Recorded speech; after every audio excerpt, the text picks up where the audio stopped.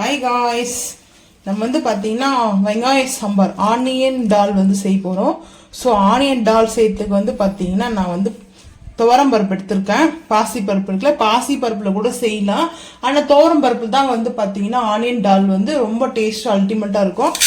So வந்து பார்த்தீங்கன்னா தக்காளி இன்னைக்கு நம்ம செய்யறது வந்து பார்த்தீங்கன்னா தக்காளி ரேட் ஏறினா கூட சரி, நம்மளுக்கு தக்காளியே இல்லாமல் இன்னைக்கு ஒரு தக்காளி 0% தக்காளி ஒன்லி பார் ஆனியன் மட்டும்தான். ஸோ இப்போ துவரம் பருப்பு வந்து மெஷர்மெண்ட்டில் ஒரு கப் எடுத்துருக்கேன். ஸோ இப்போ இதை நல்லா வாஷ் பண்ணிக்கலாம். வாஷ் பண்ணி பார்க்கலாம். இப்போ வந்து பார்த்தீங்கன்னா வாஷ் பண்ணி எடுத்து வச்சுருக்கேன். ஸோ வந்து தண்ணி சேர்த்துக்கலாம். தண்ணி வந்து பருப்பு நல்லா முங்குற அளவுக்கு போதும். பருப்பு வந்து நம்மளுக்கு பருப்புக்கு மேலே எக்ஸ்ட்ரா கொஞ்சம் தண்ணி இருக்கணும். ஸோ அந்த மாதிரி தான். ஸோ இப்போ வந்து பார்த்தீங்கன்னா நம்ம வெறும் பருப்பு மட்டும்தான், அது கூட நம்ம என்ன சேர்க்க போகிறோம்னா நல்லெண்ணெய். ஏன்னா எண்ணெய் வந்து நம்ம கொஞ்சம் பருப்பு எப்பவுமே சட்டு நம்மளுக்கு குக் ஆகணும்னா அது நல்லா நம்மளுக்கு வந்து குக் ஆகணும்னா மெயின் வந்து ஆயில் வந்து சேர்த்துக்கலாம். ஸோ ஆயில் வந்து ஒரு 4 டிராப் அளவுக்கு சேர்த்துருக்கேன். சேர்த்துட்டு இப்போ நம்ம வந்து குக்கர் மூடி வந்து போட்டாச்சு. போட்டு அடுப்பு ஆன் பண்ணிட்டு நம்ம வந்து பார்த்தீங்கன்னா அப்படி மாற்றிக்கலாம். ஸோ அடுப்பு ஆன் பண்ணிட்டு ஒரு 3 விசில் 2லேருந்து 3 வரைக்கும் ஸோ இந்த மாதிரி செக் பண்ணி போட்டாச்சு. இப்போ வந்து அடுப்பு ஆன் பண்ணிக்கலாம்.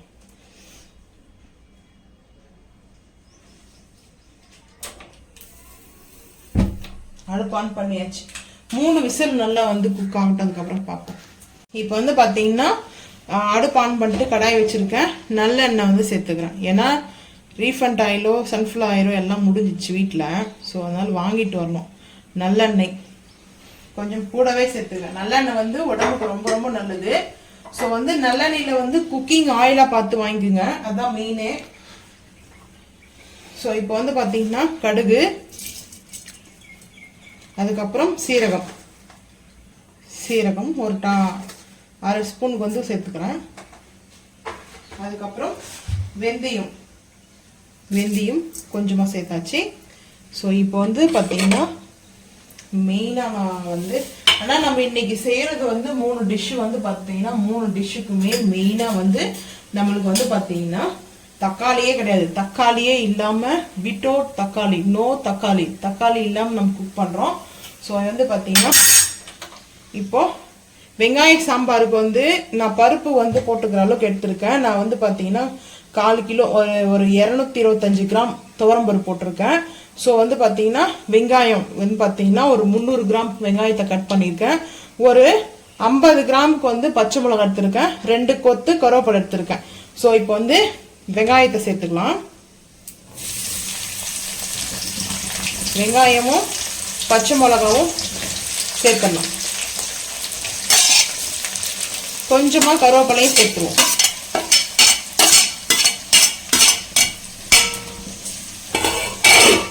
சேர்த்துட்டு இப்போ ஹை ஃப்ளேம் பண்ணிக்கலாம். ஸோ இது வந்து மெயின் வந்து பார்த்தீங்கன்னா நம்ம வந்து காரத்துக்கு ரெட் சில்லி பவுடரோ வேறு எந்த மசாலா பொடி, இப்போ வந்து கூட்டு பொரியல் மசாலா பொடி இருக்கலாம், அதெல்லாம் எதுவுமே நான் சேர்க்க மாட்டேன். ஸோ இது வந்து எங்கள் அம்மா ரெசிபி. ஸோ தக்காளியே இல்லாமல் எங்கள் அம்மா செய்யும் ரெசிபி. ஸோ டைட்டிலே அப்படி தான் இருக்கும். பார்த்தீங்கன்னா எங்களுக்கு வந்து இந்த டால் ரொம்ப ரொம்ப பிடிக்கும். ஸோ நான் இப்போ வந்து பார்த்தீங்கன்னா பூண்டு சாப் பண்ணி வச்சுருக்கேன், கட் பண்ணியிருக்கேன். ஸோ அதை அப்படியே சேர்த்துக்கேன். ஏன்னா பூண்டு நல்லா வதங்கணும். இந்த சாம்பாருக்கு உருளைக்கிழங்கு மசாலா, உருளைக்கிழங்கு வந்து பார்த்தீங்கன்னா பொட்டேட்டோ இருக்கு இல்லையா? ஸோ பொட்டேட்டோ வந்து பார்த்தீங்கன்னா நம்மளுக்கு வந்து பொரியலாவோ கூட்டாவோ எப்படி உங்களுக்கு உருளைக்கிழங்கு சாப்பிட்டு தோணுமோ அந்த மாதிரி நீங்கள் வந்து செஞ்சு சாப்பிட்டுக்கலாம். மெயின் இதுக்கு வந்து சைடிஷ் வந்து எது வந்து பார்த்தீங்கன்னா ஆனியன், இந்த சாம்பாருக்கு பக்கோடா, ஆனியன் பக்கோடா, வெங்காய பக்கோடா, அதுதான் அடிச்சுக்கவே முடியாது. ஸோ எங்கள் வீட்டில் எப்போவுமே சரி இந்த வெங்காய சாம்பார் வைக்கும் போதெல்லாம் கம்பல்சரி பக்கோடா இருக்கும். எங்கள் ஃபேமிலியில் பக்கோடா ரொம்ப பிடிக்கும். அதுவும் எங்களுடைய ஃபேமிலிக்கு பக்கோடா லெவல்லே சொல்லலாம். நாங்கள் அந்த மாதிரி ஒரு டைப்பு. ஸோ பக்கோடா ரொம்ப பிடிக்கும் எங்களுக்கு. இது நல்லா வந்து வதங்கணும். ஸோ ஆக்சுவலாக இது வந்து இப்படியே பச்சை வெங்காயத்தோடு போடக்கூடாது. இது நல்லா வதங்கட்டும். வதங்கிறதுக்கு முன்னே நம்ம வந்து உப்பு சேர்த்துக்கலாம். கல்லுப்பு, தேவையான அளவுக்கு கல்லுப்பு சேர்த்தாச்சு.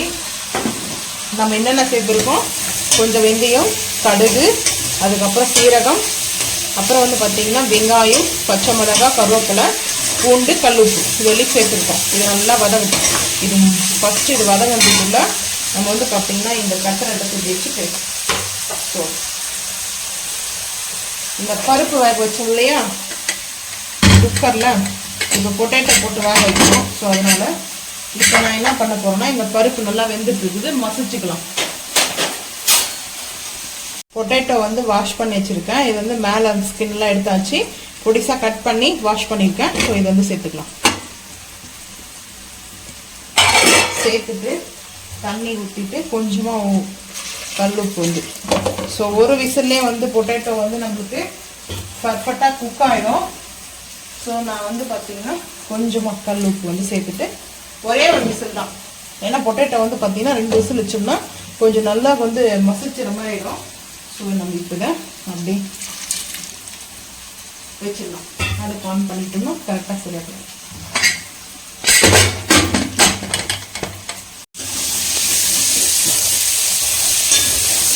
கொஞ்சம் லைட்டாக இது வருது.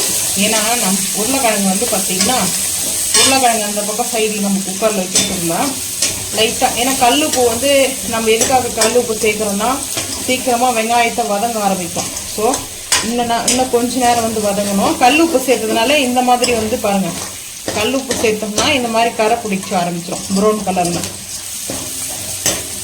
ஸோ இங்கே வந்து பருப்பு நல்லா வந்து பார்த்திங்கன்னா பருப்பு நல்லா கடைஞ்சி எடுத்து வச்சுருக்கேன். இது வந்து பார்த்திங்கன்னா நல்லா மசிச்சிடணும். மசிச்சுட்டு நம்ம வந்து பார்த்திங்கன்னா இந்த மாதிரி வந்து எடுத்து வச்சுக்கிறேன். ஸோ வந்து ஒரு கப்பு ஒரு பவுலளவுக்கு எடுத்து வச்சுருக்கேன். ஸோ இப்போது நல்லா இது வதங்கிடுச்சு. இந்த டைமில் பெருங்காயம் சேர்த்துக்கலாம். இந்த சாம்பார் வந்து பார்த்திங்கன்னா குழந்தைங்க கூட சாப்பிட்லாம். ஸோ வந்து பார்த்திங்கன்னா பெருங்காயம் கொஞ்சம் கூட தான் இருக்கணும். இதுக்கு மெயின் வந்து பார்த்திங்கன்னா இஞ்சி வந்து சேர்ப்பாங்க. என்ன சேர்ப்பாங்கன்னா மெயினாக வந்து இஞ்சி தான் சேர்ப்பாங்க. இதுக்கு ஒரு பிஞ்ச் அளவுக்கு இஞ்சி அரைச்சி வச்சுக்கிறத நான் சேர்ப்பேன். எங்கள் அம்மா வந்து இஞ்சி வந்து இடித்து போடுவாங்க. இதில் வந்து அது ஒரு டேஸ்ட்டு கொடுக்கும், வர மாதிரி இருக்கும் டேஸ்ட் வந்து பார்த்திங்கன்னா. ஸோ இஞ்சி போட்டு நல்லா ஐஸ்லிங் பண்ணி வதக்கணும்.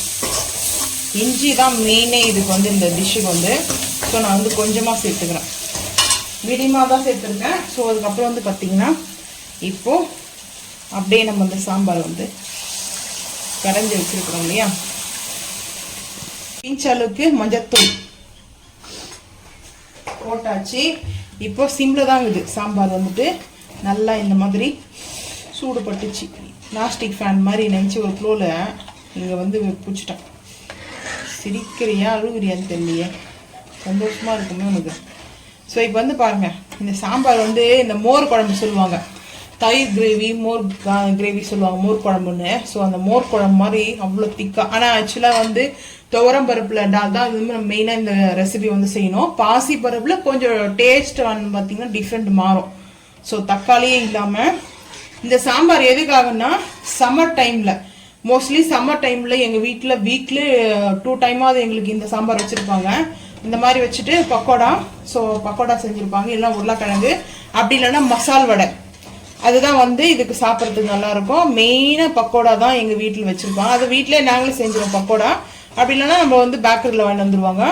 ஸோ இந்த மாதிரி தான் இந்த டேஸ்ட்டாக இருக்கும். இதில் வந்து ஃபைனல் வந்து டச்சிங் வந்து நம்ம கொத்தமல்லி போட போகிறோம். இப்போ வந்து கொத்தமல்லியை க்ளீன் பண்ணி போடணும். க்ளீன் பண்ணி வாஷ் பண்ணி எடுத்து வந்துடுவோம். இப்போ வந்து பார்த்தீங்கன்னா கொத்தமல்லி, கொரியண்டர் லீஃப்.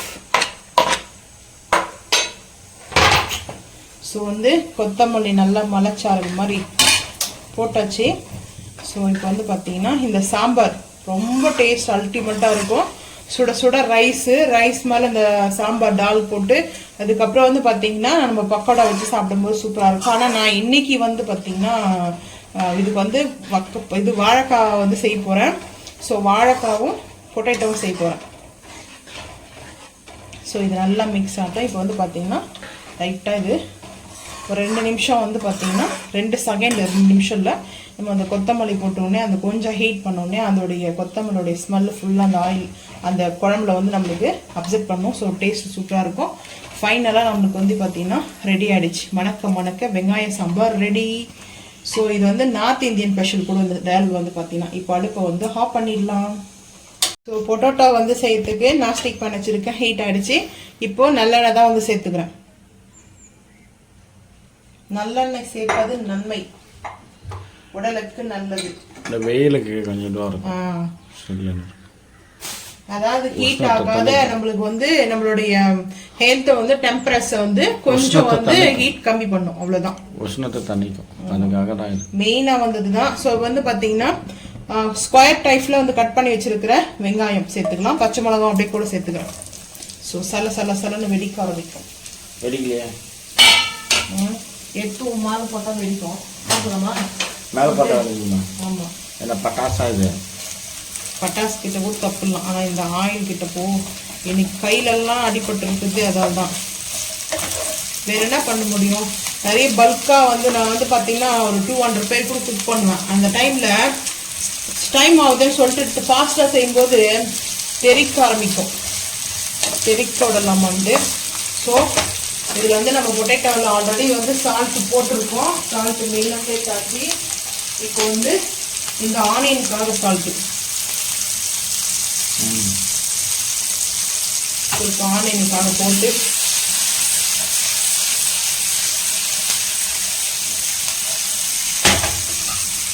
இப்போ வந்து நல்லா இது குக் ஆகட்டும்.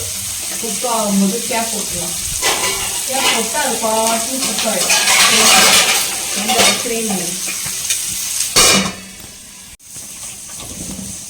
இப்போ வந்து பார்த்தீங்கன்னா நல்லா வந்து ஸ்கொயர் டைப்பில் போட்டிருக்கிற ஆனியன் வந்து ரோஸ்ட் ஆகிடுச்சு. ஸோ இப்போது நம்ம வந்து பொட்டேட்டோக்காக மசாலா நான் ரெடி பண்ணியிருக்கேன். ஸோ 1 ஸ்பூன் வந்து பார்த்தீங்கன்னா இது வந்து இப்போ 1 ஸ்பூன் வாங்குது. நல்லா இருக்குங்களா? சூப்பராக இருக்கும். பிடிச்சிருந்தா மறக்காம கமெண்ட் பண்ணுங்கள். ஸோ ரைஸ் வச்சுருக்கேன் குக்கரில். ஸோ வந்து ஒரு 3 டீஸ்பூன் சேர்த்துக்கிறேன். சூப்பராக இருக்கும் இது. இந்த ஸ்பூன் நல்லாயிருக்கு. இது வந்து ஆக்சுவலாக ஐஸ்கிரீம்லாம் சாப்பிட்லாம், பட் நல்லாயிருக்கும். அதுக்கப்புறம் காஷ்மீரி மிளகாய் பவுடர் வந்து 1 டீஸ்பூன் சேர்த்தாச்சு. ஆனால் ரொம்ப லைட் வெயிட்டாக இருக்குது. ஸோ இப்போ வந்து பார்த்தீங்கன்னா லைட்டாக இதை சாட்டேஜ் பண்ணிக்கலாம்.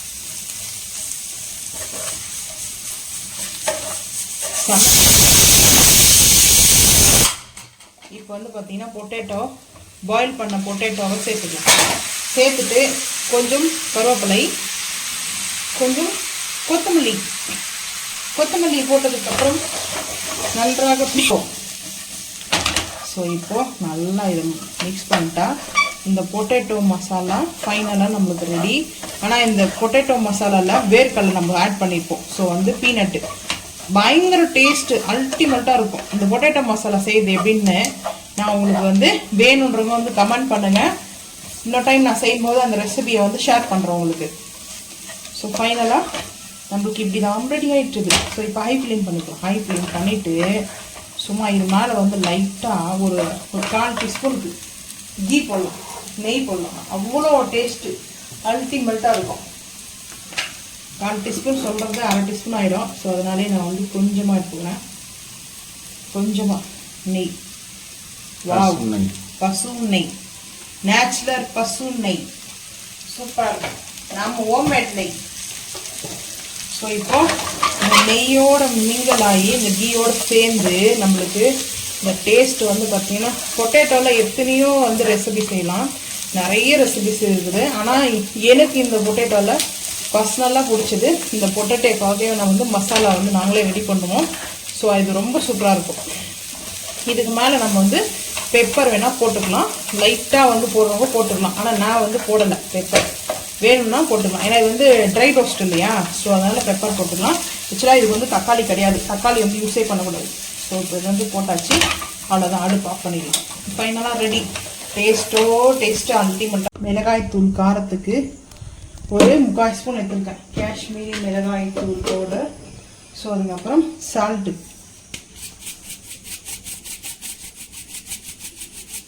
சால்ட் போட்டாச்சு. ஸோ இதுக்கப்புறம் கொஞ்சமாக தண்ணி, கொஞ்சம் லிக்யூட் மாதிரி பண்ணிக்கலாம். லிக்யூட் மாதிரி பண்ணிட்டா தான் நம்மளுக்கு கரெக்டாக இருக்கும். ஸோ இதில் இஞ்சி பூண்டு பேஸ்ட்லாம் எதுவுமே போட மாட்டோம். ஸோ இந்த மாதிரி பண்ணிவிட்டு நான் வந்து பார்த்திங்கன்னா வாழைக்காய் இந்த மாதிரி ஸ்லைஸ் பண்ணியிருக்கேன். ஸோ இந்த வாழைக்காவை ஒவ்வொன்றா வந்து மசாலா போட்டு எடுத்துக்கலாம். ஒரே ஒரு வாழைக்காய் தான் எடுத்துருக்கேன் கட் பண்ணி. ஸோ இது எல்லாத்தையுமே மீனுக்கு எப்படி, ஆனால் ஆக்சுவலாக இஞ்சி பூண்டு பேஸ்ட்டு சேர்க்கணும். நான் எதுவும் சேர்க்கல. நான் அப்படியே போட்டு மிக்ஸ் பண்ணிட்டேன். மிக்ஸ் பண்ணிட்டு பார்க்கலாம்.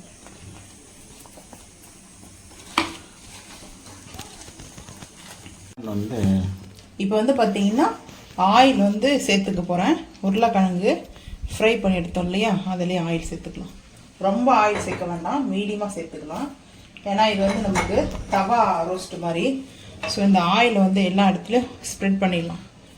ஸ்ப்ரெட் பண்ணிவிட்டு இது வந்து மீன் சாப்பிட்ணுன்னு நினைக்கிறவங்க, மீன் சாப்பிட முடியாதுன்னா அவங்களுக்கு வந்து இந்த மாதிரி வந்து சாப்பிட்டுக்கலாம். ஸோ வந்து பார்த்திங்கன்னா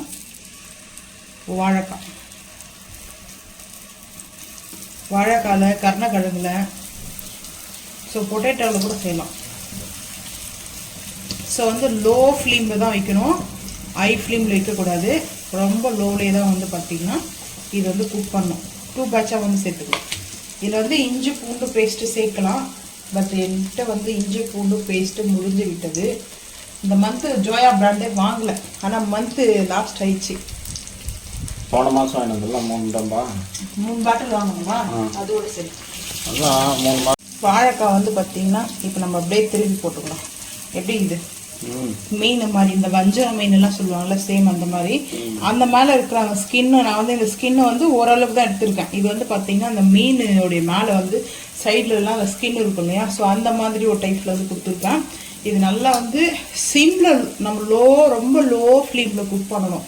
பட் அப்போ தான் நம்மளுக்கு அந்த கருகாமல் நேச்சுரலாக அந்த கலர் பாருங்கள். நம்ம ரெட் சில்லி போட்டோம் இல்லையா, காஷ்மீர் மிளகாய் போட்டோம், சால்ட்டு மட்டும். அடுத்து வந்து மிக்சிக்கு வந்து வாட்டர் சேர்த்துக்கணும். பட் இது வந்து பார்த்திங்கன்னா அந்த கலர் பியூட்டிஃபுல்லாக அவ்வளோ சூப்பராக இருக்குது. ஐ ஃப்ளேம் பண்ணோம்னா கருகிடும்.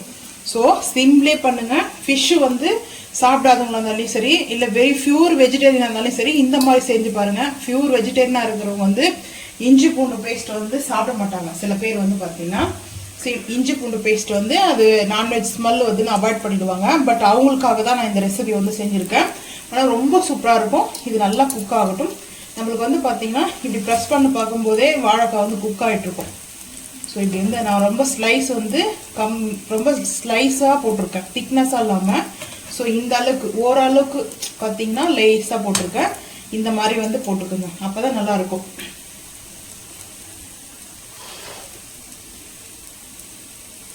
இப்போ வந்து நம்ம இதை எடுத்துடலாம். கரெக்டாக நம்மளுக்கு குக் ஆகிடுச்சு. ஸோ இப்போது அவ்வளோ அழகாக இருக்குது நம்மளுக்கு. ஸோ இந்த பவுலுக்கு வந்து அப்படியே ட்ரான்ஸ்ஃபர் பண்ணிக்கலாம். பாருங்கள், நம்மளுக்கு அந்த அளவுக்கு அழகாக நம்மளுக்கு பியூட்டிஃபுல்லாக வந்துருக்குது. இது யாராச்சும் பார்த்தா வாழைக்கானே சொல்ல மாட்டாங்க. இது வந்து எனக்கு சின்ன வயசில் ரொம்ப பிடிக்கும். நான் அந்த மாதிரி எங்கள் அம்மா செஞ்சு தருவாங்க. கருணக்கிழங்கு, வாழைக்காய் இதில் வந்து பார்த்திங்கன்னா ஸோ இந்த மாதிரிலாம் செஞ்சு தருவாங்க. ஸோ வந்து எடுத்தாச்சு. 1 பேட்ச் வந்து எடுத்தாச்சு. ஸோ இந்த செகண்ட் பேட்ச் வந்து போட்டுக்கலாம். இப்போ லைட்டாக அதே மாதிரி நம்ம ஆயில் வந்து கொஞ்சமாக சேர்த்துக்கணும். ஸோ அதிகமாக ஆயில் இருக்கக்கூடாது, லைட்டாக இருக்கணும். தவா ரோஸ்ட்டு போடுவோம் இல்லையா, அந்த மாதிரி. இப்போது இதை நல்லா ஸ்ப்ரெட் பண்ணிவிட்டு அதுக்கப்புறம் நம்ம வச்சுருக்க மசாலா போட்ட சேர்த்துக்கலாம். ரொம்ப சிம்பிளே வேணும். ஆனால் வந்து மேலே வந்து கேப் போடணும். கேப் போட்டால் மட்டும்தான் நம்மளுக்கு வந்து பார்த்திங்கன்னா இந்த மாதிரி குக் ஆகும்.